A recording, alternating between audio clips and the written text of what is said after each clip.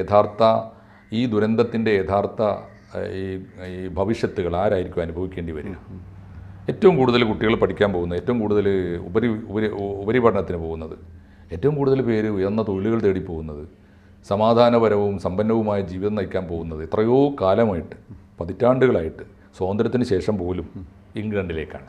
അതുകൊണ്ട് ഇപ്പോൾ സകലമാന കുടിയേറ്റക്കാരെയും സകല വിദേശ രാഷ്ട്രങ്ങളുടെയും കുടിയേറ്റം അല്ലെങ്കിൽ അവരുടെ വരവ്, അതിൻ്റെ ബ്രിട്ടൻ അതിൻ്റെ വാതിലുകൾ അടക്കാൻ തീരുമാനിച്ചിരിക്കുന്നു. ഇനി മതി, ഇനഫ് ഇസ് ഇനഫ്, ഇനി ഞങ്ങൾക്ക് വയ്യ എന്ന് പറയുമ്പോൾ ആത്യന്തികമായി അതിൻ്റെ ഏറ്റവും വലിയ ദുരന്തം അനുഭവിക്കുന്നത്, അതിൻ്റെ ദുഷ്ഫലങ്ങൾ അനുഭവിക്കുന്നത്